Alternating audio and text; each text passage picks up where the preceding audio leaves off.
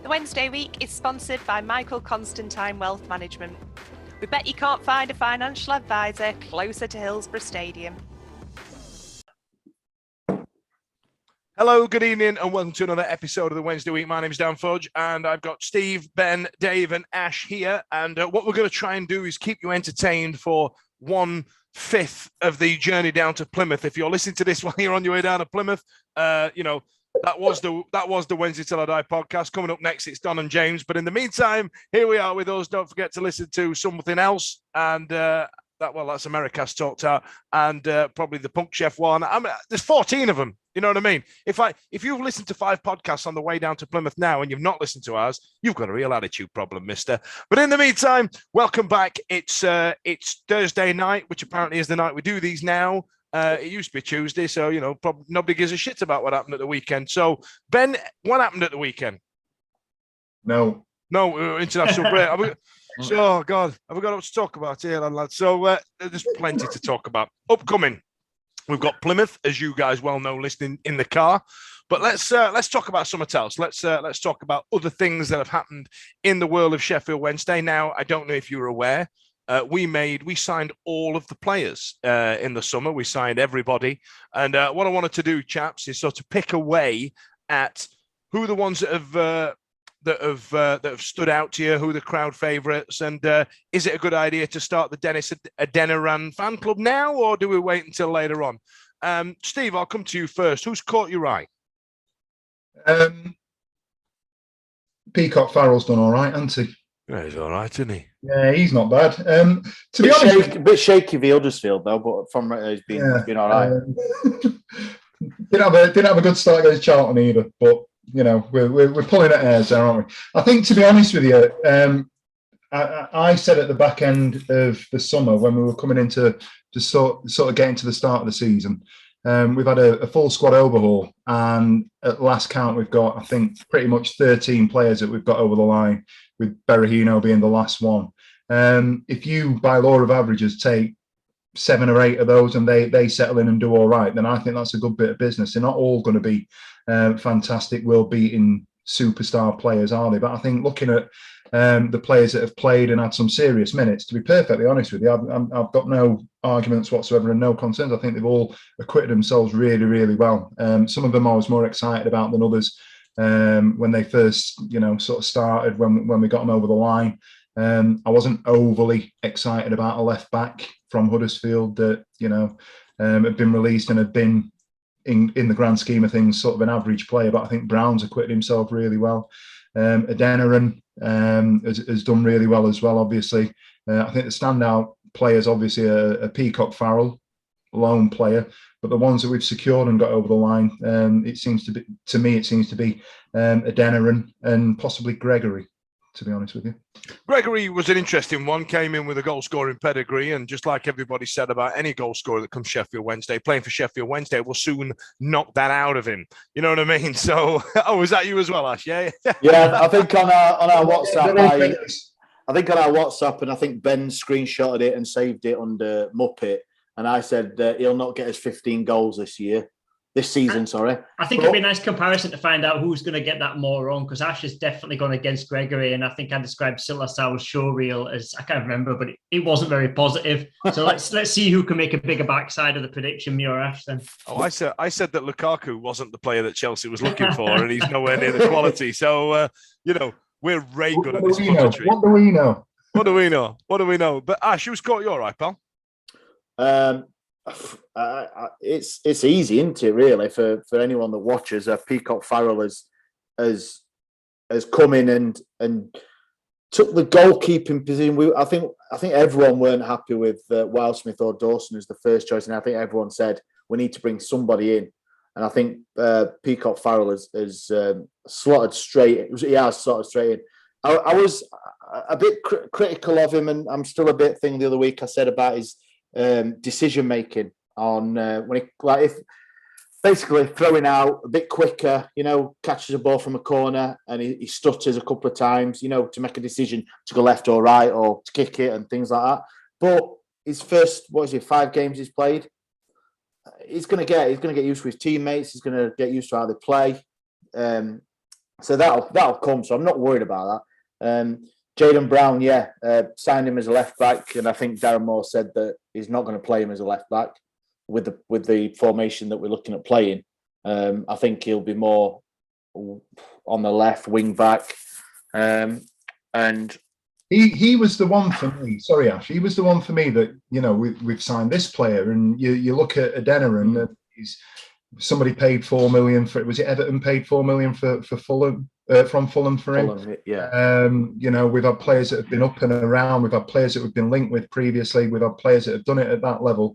And then I think quite quietly, and I'm not saying he's been the best player, but for me, a guy who struggled to play many games for Huddersfield, who were a bang average side last year, been released, and then we've picked him up. I think he's the one that's really flown under the radar for me, because I think, for everybody else that we've signed, there's something that you can look at and say he's a good player, or he'll do bits for us. There's an argument for every one of them, whether it be a lone player who's going to play in defence from Everton, whether it be a midfielder who's played in the league last year for Portsmouth, whether it be wing, who has torn it up and Rotherham think he's going to be the best player in the league. Whoever it may be, we've signed players that are decent or have got a decent reputation. I think of everybody that we've signed, Brown would be the one that you kind of go, that's a tiny bit of business for him to go and sit on the bench. And I think the time that he's played at the moment, he's shown me something that I just think he's going to give Darren Moore some headaches, because we've signed the lad from Wolves. We've got Silaso. We've got players that are capable of playing either side of a striker. It looks like on that left-hand side, that's where Moore's going to deploy him. I don't think we've seen anybody better when he's at it this season so far that, has gone out and done a job. Absolutely. I think, and it's weird how you said that he gets forgotten about, because, he plays left back. And this is a phrase that you can't say in Brighton, but bear in mind, most of the people that listen to this are from Yorkshire, and it's still a phrase up there. Left back is where you played the spazzy kid. Whoa! That's what I played. Ash, Now, don't get me wrong, it was football Sunday league, so obviously we're all hungover, but I was left back, man. I had you down as a left back, Ash, to be fair. Hey, don't let him fool you. Ash is right-handed and left-footed and can smash a mean free kick. Don't you let him talk bollocks. But listen, you know what I mean. So, but I think you're right. I think there's an element of that to it, and you kind of think, because it's not a glamorous position, I guess is what I'm saying, and it's not as if you're missing header as a centre back, or you're not putting the graft in midfield, or miss the shots as a striker, you don't really get noticed here. And if somebody's, and it's a lot like what you say about Liam Palmer. Because he's not smashing them down the line, or he's not on the overlap like Gary Neville, and he's just rocking out a solid 7.5 every game, then what's the problem? Do you know what I mean? What about you, Benjo? Anybody stick out for you? Any unsung heroes? And you're not allowed to mention Bailey Peacock Farrell. And it's good. Bit harsh. No, I'd agree with what's already been said. With again, just to reiterate, Ash, we needed somebody to come in goal that was going to be the number one, and he's done that.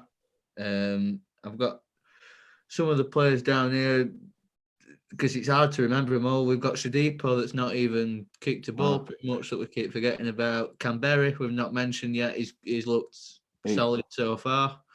Probably not go a bit goal scorer, but hopefully with Berahino and Gregory, we don't necessarily need to rely on him for goals.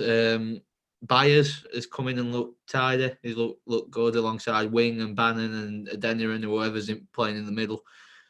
Jack Hunt, that's another signing, one that we don't usually mention because it don't feel like he's a new signing, but he's been fairly steady, and again, another one that's championship quality that we've somehow been able to bring back for League One. So I don't think there's anyone. The only one that I know we say about Corbyn, probably not as good as what we imagined so far, but he's played 2 games. Well, 1 game and 15 minutes. So I do think that's good, something that is going to improve. Because, like I said last week, I think with him it's just been sloppiness and a bit of rustiness that's let him down.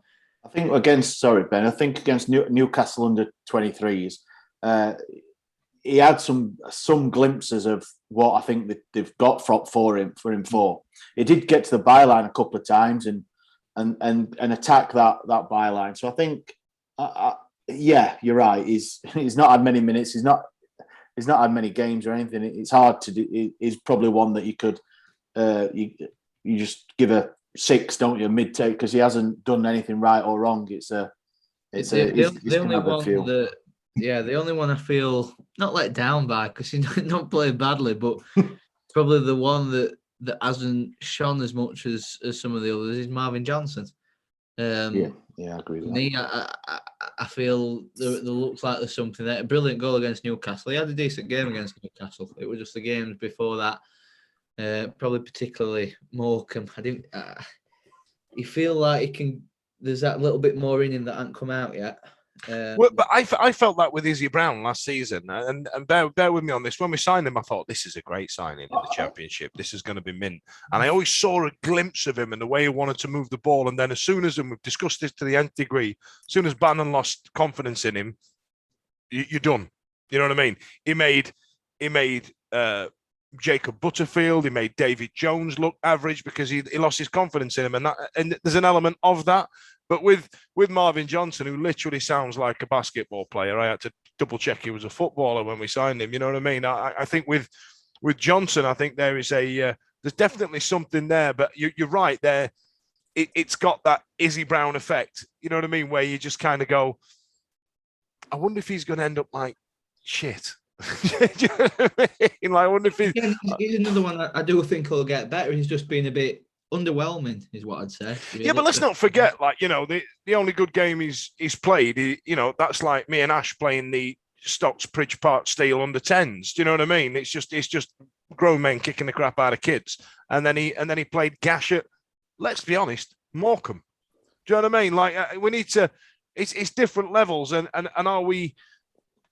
are we suffering some kind of acceptance because the club's been in so much turmoil? Have we got some kind of acceptance where we go, do you know what, we're gash and he'll do? Do you know what I mean? I think he just comes in the same sort of level. If you look at the signings that we've made, there are people that have came in who are young on the way up or have expected their careers to kick on and they haven't done. But Johnson's in there with Hunt and with Gregory. They're seasoned professionals who have played a lot of games at championship level and above. In some cases, and it can't just all be 20-year-old lads. It's great if you buy a load of 20-year-old lads and they all kick on, but you've got to supplement some of the more senior players that we've lost in the summer. So to get people like those, even if they haven't kicked on yet, you don't know the positive effect they're having elsewhere, you know, in the background or whatever. The only one we haven't seen yet is Lewis Gibson.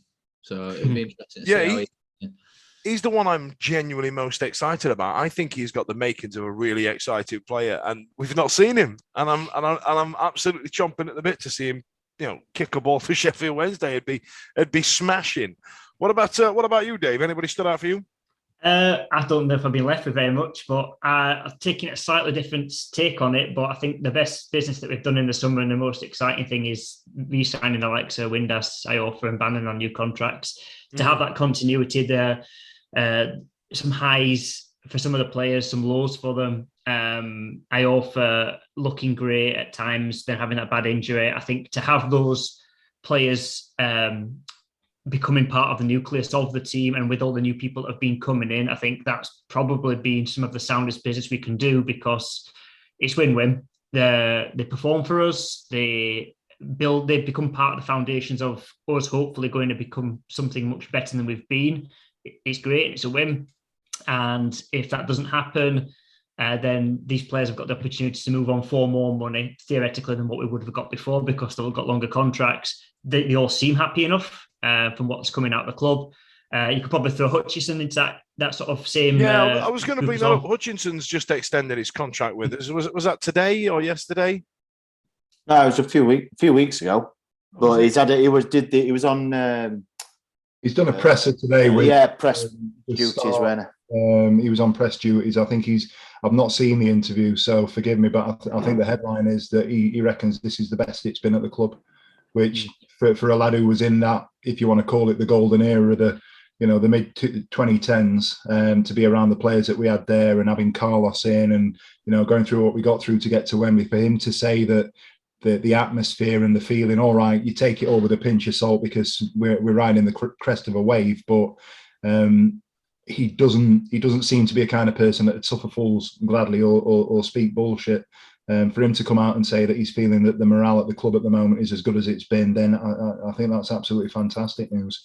The one thing I'd just tag on the back of what Dave has just said, quite controversially, I'm quite pleased to see, he said, putting his hard hat on, quite pleased to see that they've opened negotiations with Patterson today. Yes, that's what I've got it mixed up with. Yes, big CP. Was anybody else surprised by this? Because I don't know why, but for me, Callum Patterson came across as a stopgap to see if he could bludgeon a few goals to keep us up. I'm just looking at Ash. Ash, well, Callum Patterson, looks like a bloke from the pub. It looks like one of the sharks from Shark Tale. Apparently he's a Scottish international. I'll get some inside knowledge on that. We'll find out what's going on with that. But I mean, it looks like the right back in the team that Ash was playing left back in. Yeah, second worst Spaz, you know what I mean. But yeah, I mean, come on, Ash. It's a good signing, isn't it? League One, Callum Patterson, big CP, Scottish international. For League One, yes, but we're not going to be in League One next season, so that's where I'm coming at. I got it. Is that a hint of positivity? I got there from Ashley. That's where I'm coming at. I'm looking a bit more further, so I don't think he's anywhere near Championship quality as we saw last year. I don't think he. I think you're forgetting about the thunder scorcher he scored against Bournemouth. Who were our top scorer last year? I know where we are, League One. It was still his top scorer. I don't get it. I really don't. I'm always wrong. I'm always wrong. Would you not? Does not make financial sense though to just extend his contract and things like that to the point of making him more a saleable asset? Yeah, but that is some forward thinking that Sheffield Wednesday have not done for a fair few years. If we go, if you think of it, we've gone up, and I think over the last couple of podcasts we've talked about the contract lengths, and I have a very strong opinion on what contracts in football actually mean, because I don't think they're worth the paper that they're written on, to be perfectly honest with you. However, if we go up this year, and we're going to need to go up, think the turnover of squad that we're going to have, there's going to be a good 6, 7, 8 players that we're probably sort of heralding at the moment and revering, saying what a player he is, what a player that lad is. Let's be right, Gregory could score 15 goals in League One, depending on how he plays, or Canberra, or whoever it is. We'll turn out next summer, if we've won the league at a canter, or we've got promoted, or we've scraped in via the playoffs, there'll be a Gregory that will say he's not good enough at Championship. There'll be a midfielder that will go, or a Deniran. He done all right at League One. Are we going to turn around and say Barry Bannon's too old? Are we going to say that Iorfa, he did a job at centre half in League One? Hutchinson, his knees have gone. We're not going to have Peacock Farrell longer than July of next year, are we? Let's be realistic. What's part of going up with that? Let's all pack it. It's all the point is, it's all the process, isn't it? And I think to go back to the original point, I think. I'm a big fan of Patterson. I know he gets heaps, he gets hammered because he looks like a pub footballer. At times he plays like a pub footballer. I've said it time and again.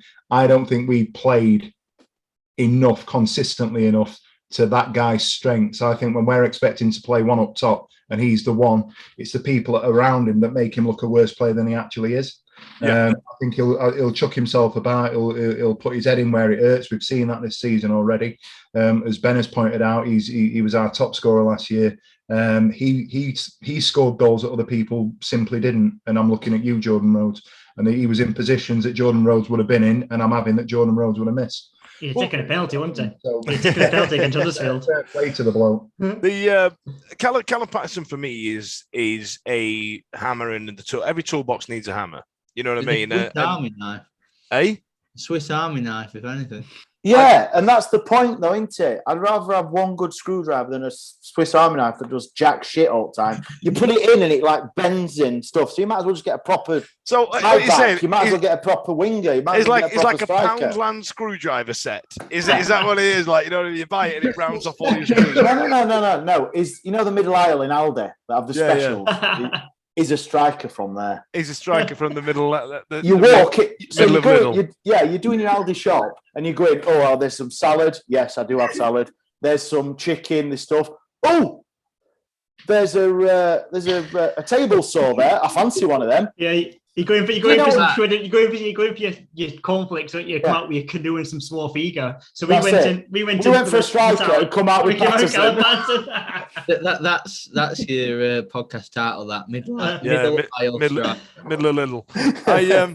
But like with Callum Patterson, I think Steve picked on a good point there. Like, bear in mind, we all knew that Adam Reach 2 years ago stopped being the player that we thought he could have been, or he was at some point. You know what I mean? And there was no service getting into him in the middle. And you need a big, and I use this term a lot, you need a big shit kicker who's just a telegraph pole, stood on the edge of the D to smash balls at him, and he plays other strikers in, that type of stuff. You know what I mean? And we were bereft of that last year. The ball just wasn't going in. And then Windass is a completely different attacking player. He wants to go in and he wants to attack the ball. And again, not great for a player like Callum Patterson. However, and I've said this about Atty Newhugh a lot as well. Imagine you're coming up and you're chasing Wing, you're chasing Adeniran, you know what I mean? You're chasing Windass, you're knackered. And then at 70 minutes, we bring on this lad.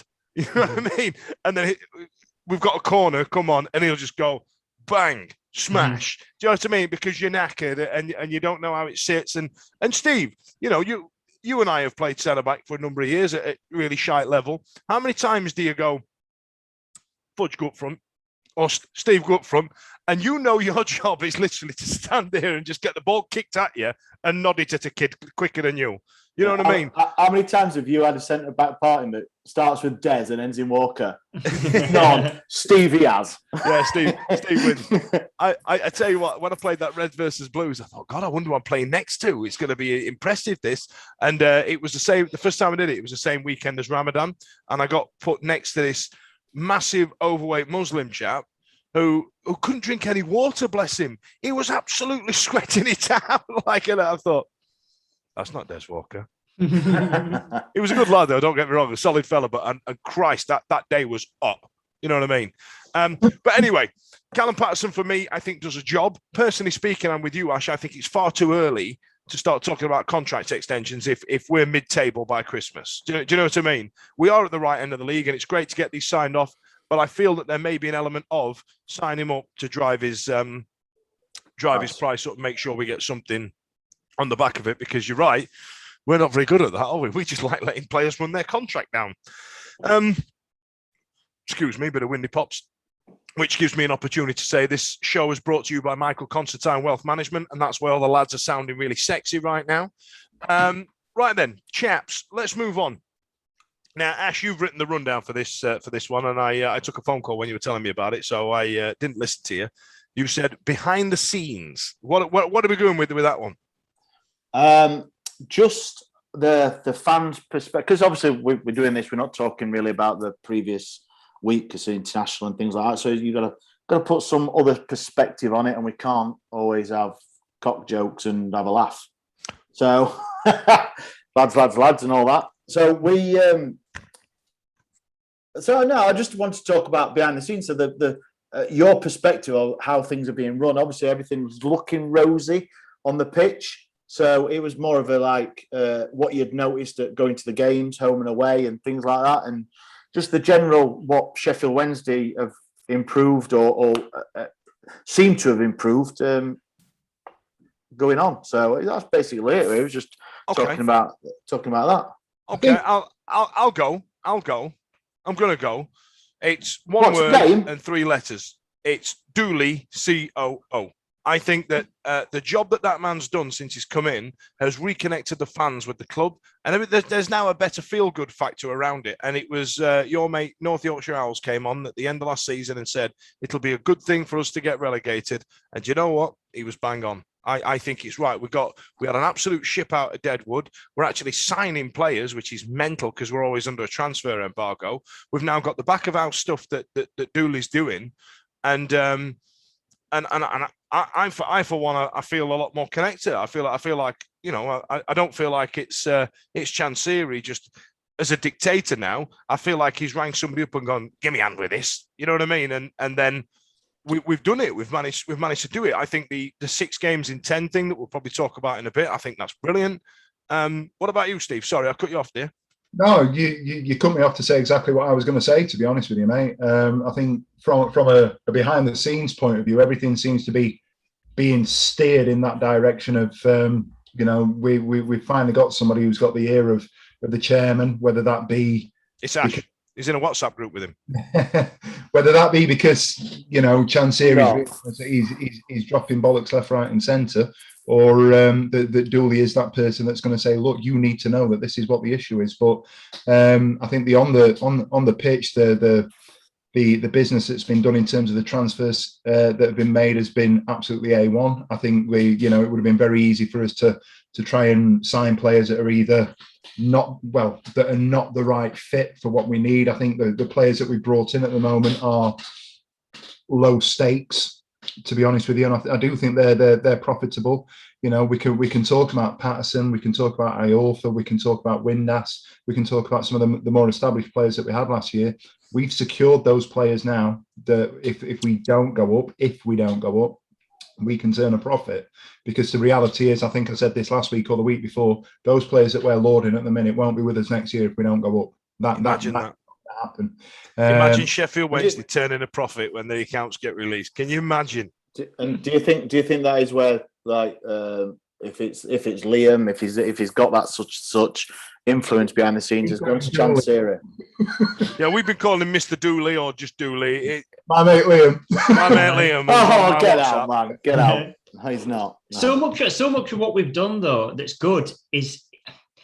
It's not. We're not putting it right in the face. We're doing good things that you can just look at it. That face value look good, and you can look at it and go. You can see how there's been a turn within the club. It's not like it's hard to put your finger on it, because every single one of the things we've talked about, all those positive signings we've talked about, the reason why we're doing things, are long-term planning. What Stevie's mentioned there about, plan A being going up with these players. There's a plan B. Everything seems to be done with so much more thought. It's not just instinct and knee-jerk reactions.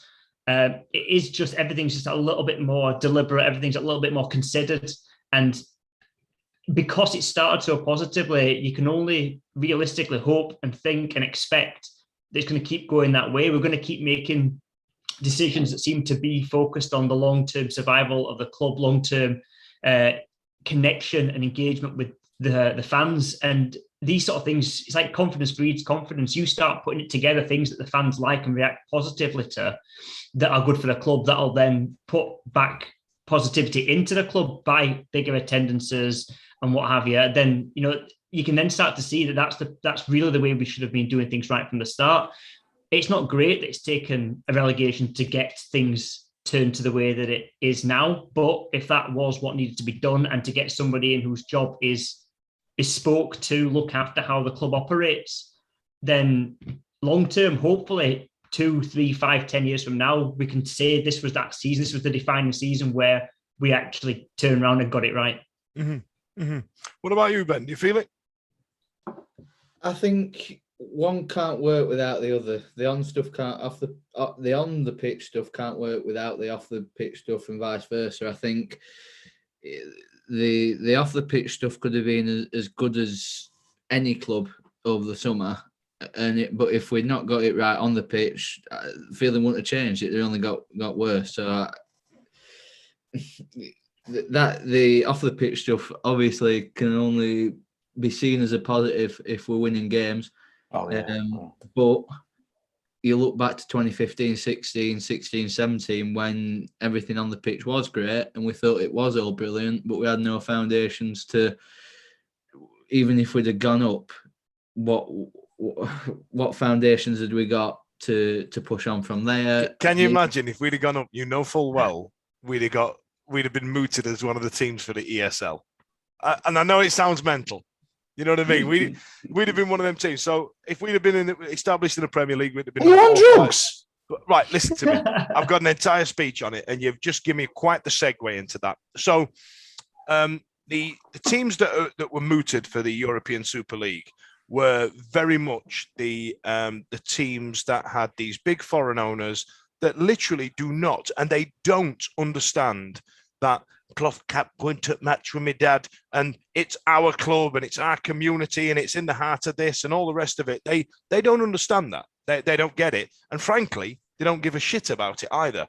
Yeah, so that's more like it. Yeah. We've got this, for lack of a better term, we've got this foreign chairman come in who comes from a different culture in a different country, who again does not understand the way that a football club is embedded into the community, into the hearts and minds of the people around it and the supporters. And we all believe as fans that we all own a piece of it, when in actual fact, we don't really. We're people buying tickets to a show, essentially.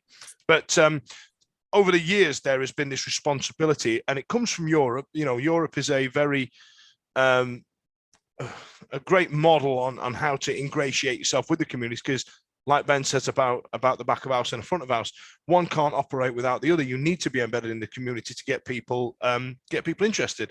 You know, nobody gives a shit about Milton Keynes because they've only been there 5 minutes, and that's that, and they're not in the community. Do you know what I mean? So with Liam being involved in the club and reminding Chancery how culture is over here and how we get in, all of a sudden there's been a change in. There's been what you'd call a cultural shift. And I think Ben brings in an exciting point up here by saying, if we'd have got in the Premier League, I feel that we would be one of those franchise clubs, one of those ones where we are just an absolute cash cow for somebody who's just making money on the TV deals and sat around and would be mid-table every season, just sign one marquee player every year, might get into the Europa League or Europa 2 now, as it's called, the Diet Europa League. Who wanted that? You know what I mean? And that's what we'd have been. But because we didn't get there, what we are now reaping is the shit show that comes with going for it and failing without parachute payments. And that's a whole new other speech that I will save for another international break.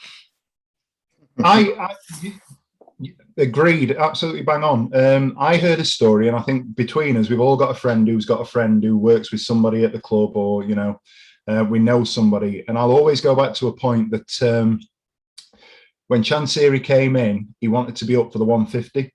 He wanted promotion. Yeah, he said that. Yeah, 2017, didn't he? Yeah, he said that. So if you go back to it, it's almost like we chucked bad money after worse. Mm-hmm. Because if we were a year ahead, weren't we? We were a year in front of where we needed to be. 2017 was the year that we should have got up, and we fucked it against Huddersfield. Exactly, but we fucked it against Huddersfield because we got to Wembley in 2016, and you know, history will tell us that 2016-17 was a better season. But for anybody that went, we know that we got there because the league was worse.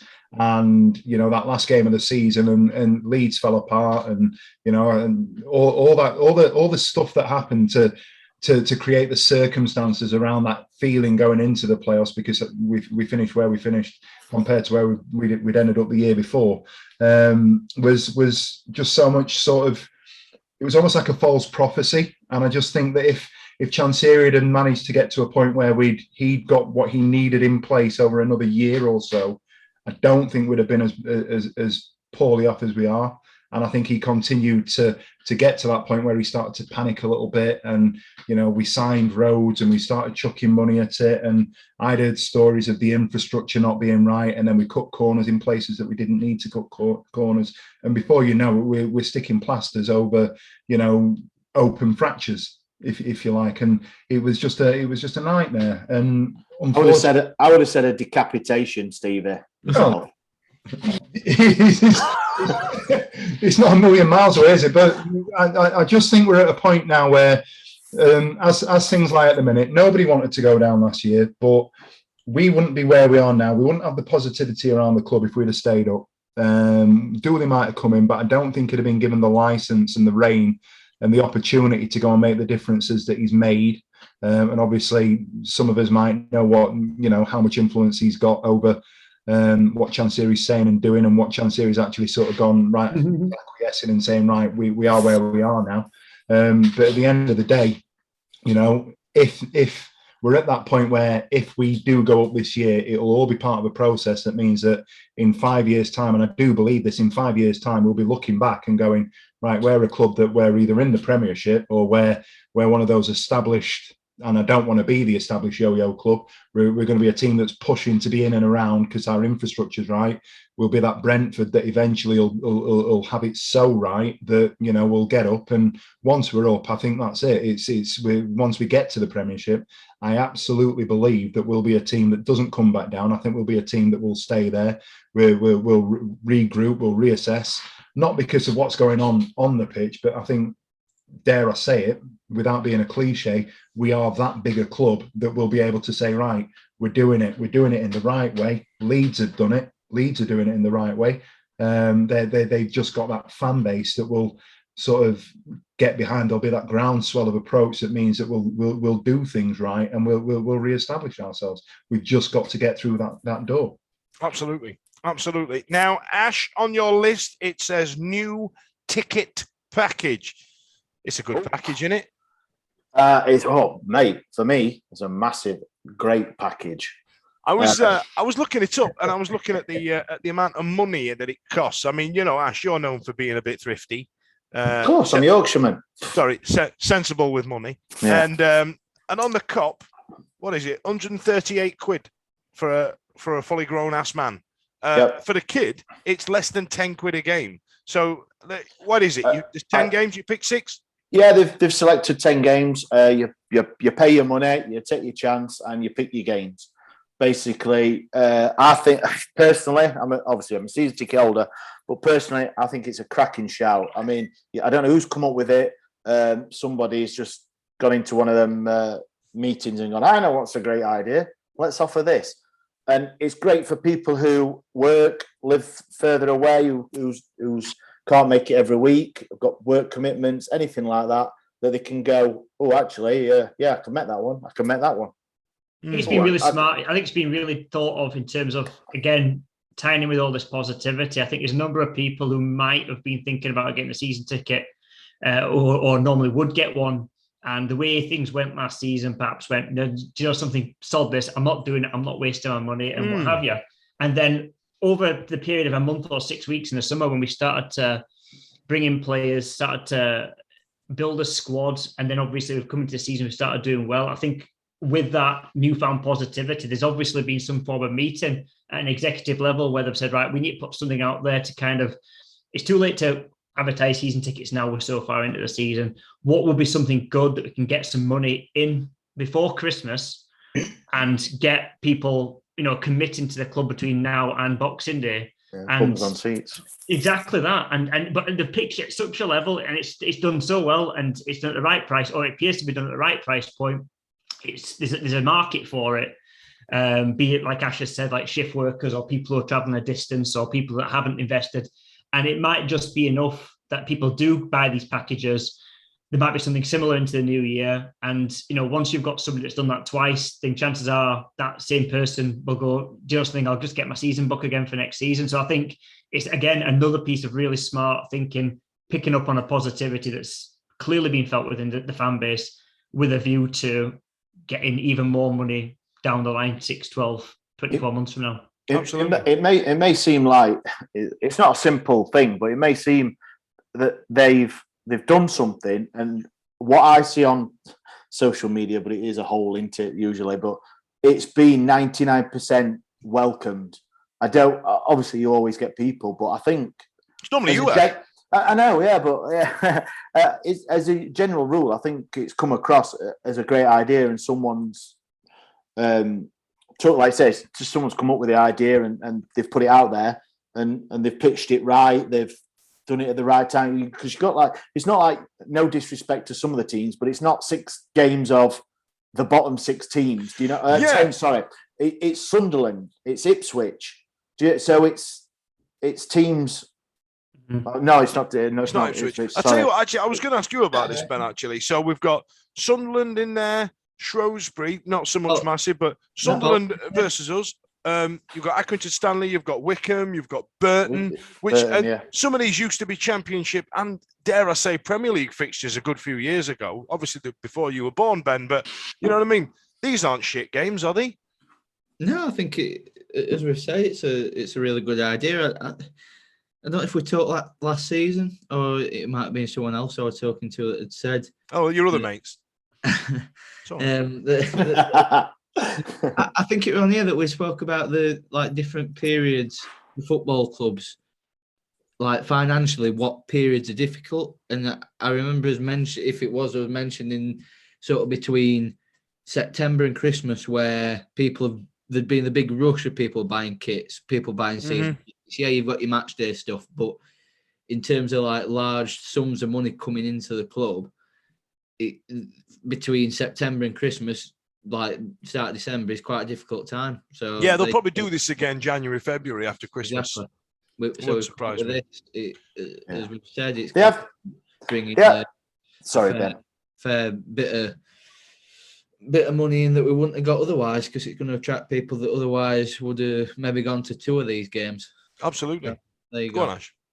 No, I'm just saying that they've done similar things in the past, haven't they? Half a season ticket or 3. I think they were a package of 3 games. You couldn't choose them, but you had to have them 3 games. But I think the choice is I think it's brilliant.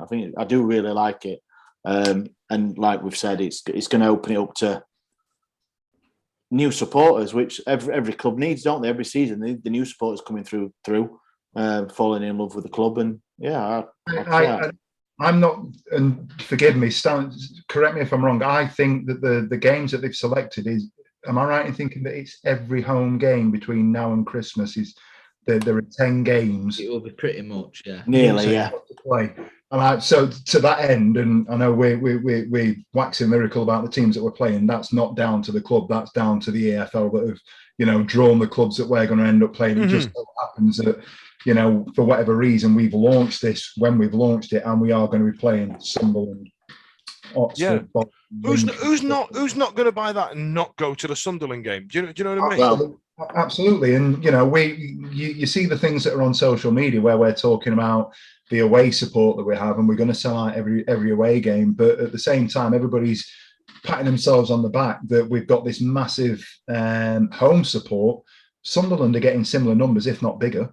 Yeah, they are. Yeah. I think, for me personally, I really hope we can find a way, and I don't think they finalised when the date is going to be yet, but it looks like it's going to be a midweek game. But if we can get 25 to 30,000 people into Hillsborough when we play Sunderland and make it an absolute, cauldron of an atmosphere where they're like it was against the Arsenal game in the cup. Absolutely. So you want it to be something like that, so that when those lads that are at League One that have been there but never quite been there or never been there before walk out, they're walking into an atmosphere that hostile might not necessarily be the right word. Listen, it's Hillsborough. It's always bloody hostile. You know what I mean? And that's effectively the stereotypical 12th man, isn't it? Yes, absolutely. But look at it this way: with the 6 out of 10 games, and this goes back a bit to what I said about the off the pitch stuff can't work unless the on the pitch stuff's working. That if we say if we do if we're unbeaten in the 6 games that you go and watch, or even better if we win them all or win the majority, then you're probably going to buy another couple and probably go to other 4 anyway. If we do it well, that's probably going to be what happens. So it's a clever thing to do. Sorry, Dan. The last bit to go back to the point that we started talking about. We're talking about the things that are going well behind the scenes. I'm not necessarily, because I've got a season ticket now that I'm sort of doing more on or less on a Saturday than I have been previously. So I'm afforded the opportunity to get to the games that I haven't previously been able to do.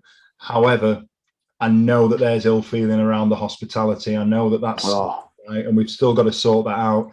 I think I bumped into action. We went to Stay strong, my hospitality brothers. It's not changed. But problem is, when Stevie says hospitality, he doesn't mean the boxers. We don't. It means it means getting beer at the half chips time. and carling and crap like that. Not for a pint and making sure that when you get there. There's still got to be that little bit that's done, because the model isn't right. In the concourse at half time, you shouldn't be queuing for 15-20 minutes. It took me 10 minutes to find Ash at Newcastle. That was a pain in the arse. Ash ain't walking up and down them bloody stairs. Oh, it's Hillsborough again, isn't it? I've done it again. Haven't I? You've done it now. I've just got the one gag about Newcastle. That's it. It just mentions them away stairs. I bumped into Vic at the Huddersfield game, and we missed 10 minutes of the second half because we were waiting for a beer. It's those little things now that we've got to start getting right, because at the end of the day, that's going to increase the positivity around the club. That's going to increase your experience as a consumer, if that's what you want to. If that's the way you want to go with it, and ultimately, if we can shift more pints more quickly at half time, we're going to get more money over the, into the tills, or and that's going to be better for the club as well. Absolutely. And that's not South as well, Stevie. I'm guessing that you're South, and Cop's even worse. It is. The Cop's it a is joke. awful. Yeah, I know. Obviously, a bit like they're having trouble getting staff, and there's a couple of like. To be fair, they have advertised. Yeah, they are People doing. have found other less shit jobs to do. It's Sheffield, for fuck's sake. When all of a sudden everybody start having jobs, Arthur Scargill will be absolutely raging right about now. There's an 80s gag for you there, kids. Come back next week. Right, listen. It's the bit I've been looking forward to all night. Part of the agenda is coming tonight. Steve suggested it this evening. Now, around Bailey, Peacock, Farrell's heroics from the penalty spot for Northern Ireland and for Sheffield Wednesday. He's now faced 4 penalties, his last 4 penalties, and saved them all. And then the one before hit the post. So obviously now we're all now in love with BPF. I had to think about that. So Steve floated the question earlier on. I hope you lads have all done your own work on it, because there's only one name that sticks out for me, and I hope you guys are going to suggest another one. How did you put it? Lone loves. Yeah, you always get warned by your mum not to fall in love with the wrong girl. They're holiday romances, aren't they? That's what they are. They are holiday romances. Which player has caught your eye and you've gone, please don't go back to your house. You have to come and stay here with us. And I want to know who it is. Ben, I'll come to you first. Tell me. Ben Marshall. I thought. What?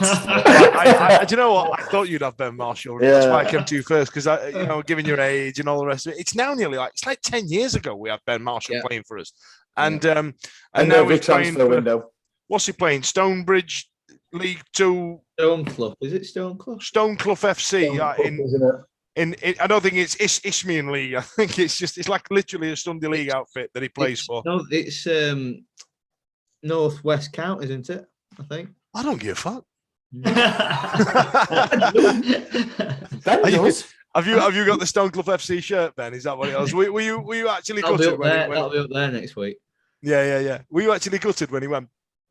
Yeah, I was 11 years old, and was he your first crush? Still remember his first touch. I'd just like to distance ourselves from Ben's comments here. They do not represent the views of the Wednesday week and/or Michael Constantine with Michael. Right. Move on. Go on, Ben. No, go on. Tell us about his first touch. Was it soft and gingerly? I don't know who's played it, but it was a massive diag across pitch towards Tango's corner. And he's just brought it down his chest like that and just dragged it back inside. And old Cop just went like that. There you go. That was a dangerous sentence full of innuendo that I did really well not to blur name of your sex tape out halfway through what you were saying. All right, so Ben Marshall, that's a solid shout. Given your age and the football you watch, Ben, 11-year-old, it cuts deep, doesn't it? What about you, Smash? I'm going to go. Do you know what I'm going to go? I'm going to go with Connor Wickham's first loan. Yes, that's up there as well. Right. Mm. I thought I can't believe we got him on loan, to be honest. Young lad, not getting the football. And I just thought he brought something. He was a big lad into. He was special. And he was yeah, but I think he had a bit of a youngster. He had a bit of star quality around him, didn't he? Big things was talked about him, and we got him on loan, and I think he scored a couple of. Yeah, so I'm going to go in because it was hard between him and Hector. to be honest. Michael Hector, you see, I thought there was only one name on this list. Michael Hector's a great one, and that one's a great one as well, Connor Wickham. But it has to be his first loan, because... Yeah, because the second one was shite in that god-awful kit. Dave, come on now. No, come back to me. I'm going to run through all the crap players we've got, because I think I'm going to say the same name as you, Fudge. But Okay, I wrote it down on a piece of paper in case it is the same. Steve, I should write it down, shouldn't I, which one Steve's going to pick. But go on, Steve. I reckon it's the one that I've been thinking of. Go on. Honourable mention to Hector, because we're a little bit more recent. The one that will always stick out for me was Kenwyn Jones. Of course it bloody is. Where have you two been? Answers on an envelope. I was genuinely. I thought you'd all just go Kenwyn Jones. No, not having it. Not having it. That before my first game. That. Yeah, Kenwyn Jones was Ben Marshall before Ben Marshall were Ben Marshall. Yeah. I can remember walking around. It were a Curry's or a Dixon's or something. We played away, and was it the 6th game out of 6 that he'd scored, and we were away. He came in, and he was on another level to the rest of the team, and he was the first one. I think that's why it's quite nostalgic. He was the one that, you know. Do you know what I also liked about him, Stevie? There seemed to be zero expectation of him, because nobody really seemed to know anything about him apart from Sturrock. When Sturrock brought him in, it was just that sort of, who's this big, this Trinidad international, but hadn't done anything. It wasn't like Wickham where there was an expectation. And then he just turned up and played up front and looked like the old Ronaldo. OG Ronaldo. I think that's the thing, isn't it? Because, you know, with some of the others that you'd look at, whether it be a Murphy who's coming from a Premiership club from Newcastle, whether it be, as you've just said, somebody like a Hector or a Wickham, that, you know, a player that's come down and has been there and done it, and is getting minutes for the right, or for whatever reasons. With Jones, it just seemed to be almost like a piece of coal that you turn into a diamond, if you like, where, you know, zero expectations. Nobody knew anything about him. He's come in. We've not got him in from overseas like a Lopez or somebody like that. We've literally found some bloke who, all right, he's come across from the Caribbean, but he was playing for an English club or a British club. We've got him on loan, and he's come in and he's turned heads totally under the radar. And he did it for such a short period of time. There, gone, off we go. It was just a little bit of magic. Do you know what? I think this segment's just going to bum me out. You know what I mean? Like, you wait till you get to list of the players that I've got under the. I know. Who was the one? Who was the one that played for us? He scored against Reading, and then he didn't sign for us. Royston Drenthe? No, not Royston Drenthe. He scored a wonderful goal away at Reading. I remember watching it. I was there. Benicophobe. I thought he's going to be a right signing, and then he kind of fizzled out a bit, and then we didn't really keep him, did we? Right. There's one more from that before we set Dave going that we've not had. Ross Barkley. Ross Barkley, yeah, he was. No, I don't. But Ross Barkley was one of them. He didn't really. I didn't fall in love with him, but I was dead happy for him when he got in the England squad for the World Cup and all the rest of it. I'm chuffed for him. But again, was he? I don't think he was there long enough to make an impact. I remember his debut. Went down to watch it, and it was him and Jay Bothroyd's debut down at Brighton, ironically, and you could see then the way he could spread a ball, and you could see then that Jay Bothroyd was going to be an absolute waste of bloody money, time, and space. Right, Dave. Before you go into your list, I'm gonna moot one, and it's Danny Bart. Did we get him a couple of times, and then was it also Luke Vardy as well? Luke Varney. Luke Varney. He always seemed to score goals. I always thought he was always going to produce much. But Danny Bart, for me, I was gutted to see, because I don't know if you remember, because he looks like he's been ill. But there is before he went to Stoke, and when he was playing for us in League One, the guy got in some shape. If you look back at the size of the arms on Danny Bart and the way, and he would absolutely just muscle people out the way, and he never jumped. I never saw him jump to win an header. He just didn't need to. Just swelled himself out. You know what I mean? Just get one of them and then smashed it back. But I was gutted when we didn't manage to keep hold of him. Right, Dave, go on. So what are you saying? For every for every Hector and Ross Barkley, Kenwyn Jones, Dave, we have. You are going to feel this. You are going to feel categories emerging between the good, the bad, and they never got a chance. But when I wrote this list out, and this is just the chance era, and I've not gone to this season yet because I'm not going to this season because we don't know that much, right? So I'll start from the most recent. We'll work backwards because half of these names you will not remember. So from last season, according to Wikipedia, our loan signings in were Izzy Brown, Marriott, and Flint. Marriott! Oh! And do you also think, Stevie, my reaction was the same? I have already blanked out the fact he ever came anywhere near the club, that he ever wore a Sheffield Wednesday number 9 shirt. Yeah. So I was not impressed with Flint.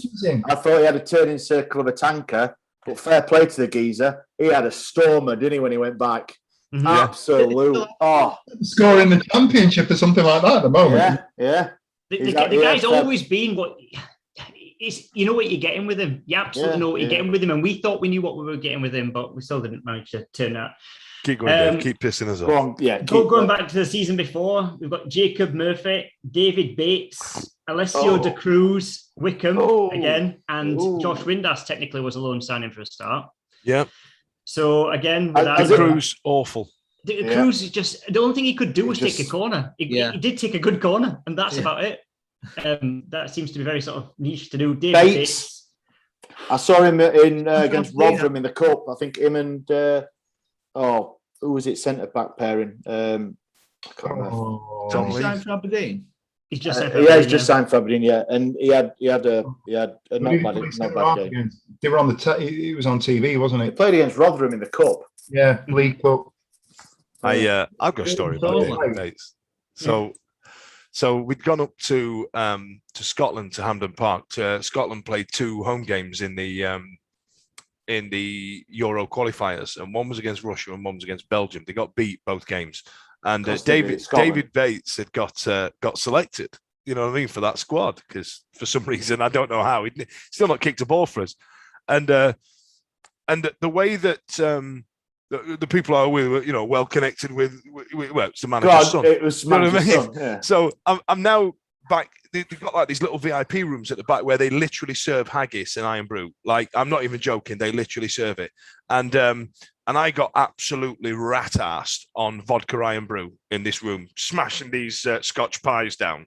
And I'm getting egged on now. They're going, "Oh, that's David Bates. He plays for Wendy." And John's going, "Well, go on then. Go say hello, go and introduce yourself." And it's so intimate, this little room. It's like literally like the players and their immediate family. And I'm in there with no reason to be in there whatsoever. And so I've walked over, I've gone, "All right, Dave, my name's Dan, I'm from Wednesday Week."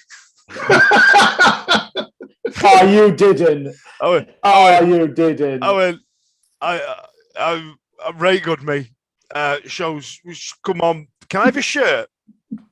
And he just went, "Nice to meet you," and fucked off. I was absolutely gashed. I was gutted. And then Steve Lack comes in. I went, "Oh, Steve," in my head, I've gone, "Steve, thank you very much for your hospitality. This is really nice, really generous, really appreciate your time." What I said was, I held up my drink and I went, "I'll drink this now," and then fucked off. So you do, Dan, you've been in this game far longer than any of us.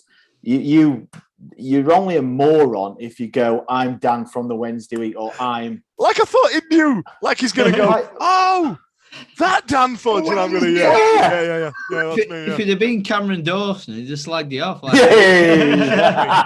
kidding me. He rolled his eyes. Yes, Dan Fudge, I know exactly who you are. Yeah. So David Bates is aware of Dan Fudge's presence in this world. Keep pissing us off, Dave. Go on. Right, going back another season, Josh Onomer, Michael Hector, Aarons, and Lazar. And I think a lot of people are quite excited about Lazar, but another one that had about one good half. He got injured. Broke. But the game and a half, I think he played something. I think he played really well. I think he looked good. I thought Aarons looked okay. Not a world beater, but I thought that might have been worth a bit more. I would have said that group of 4 there. I mean, Onomar didn't really. I think that's quite quite a solid forward for me. That was one of the best ones, right? Season before, Venancio and Jacob Butterfield. That was a particularly strong season, that one. And then progressed. Venancio did all right, but I think he was always kind of just. It was a strange one. I don't know why any club would send out their captain on loan. That always makes me a bit suspicious. You know, when he was like, but anyway, we got him the year before. This is probably the worst one yet. Buckley, McManaman, and Rhodes. That was the 16-17 Oh season. my God! Woof. I always remember Will Buckley. Mm-hmm. Did he dislocate his shoulder or something? And he were coming off, and then Carlos made him stay on. And he were running around like that for a good 25 minutes. I can't remember it against because we were I can remember that. Yeah. We were 2-1 up. And did he not get mullered when he got he won a penalty? I got the penalty, but he got absolutely wiped out for it. Yeah, that's it. Yeah, we didn't have no subs left, did we? On your custom. Yeah. He took his shirt off. He threw his shirt into the cop because he was like, "I'm done." I can't. And he got back down to the bench, and else was going, "No, you've got to get back on." So he's running on like that. But that's a good example. That was the season we were talking about earlier on. That was the season we were supposed to get promoted. And when you're supplementing the team that you've got with that level of loan signing, that's the reason, probably part of the reason why we never pushed on. Year before, so this is the 15-16 season, so this is the first big spending season. We had Sasso, Lopez, Turner, Poodle, Gary Hooper, Bennett, the left back, and Aidan McGeady. So that was just throwing lots and lots of money. We can imagine the money. That is a solid bunch of signings, that, with the but it's benefit the money, the money that we would have put on people like Turner and McGeady on that. I mean, yeah, okay, Lopez would have probably been a good one to keep on. I think we definitely missed him the following season. Hooper obviously went on to good things with us, and so did Poodle, but the money we spent on those loan signings must have just, it's frightening. Anyway, the first season of the Carlos era, Hallam Hope, Royce and Drenther, Gary Taylor-Fletcher, Lewis McGugan, Lewis Baker, Will Keane, and Lloyd Isgrove. So there has been some more dross than good. Lloyd Isgrove, is he not just famous for being the guy on charging down on goal when the full-time whistle blew? That's about it. Well, yeah, that's him. That's him. I just worst one out of Played for Bolton this week, didn't he? Yeah. Yeah. Bolton. Also, somebody else played for Bolton this week, but let's not talk about that. well, I was just about to say that. That's a great segue, Dave.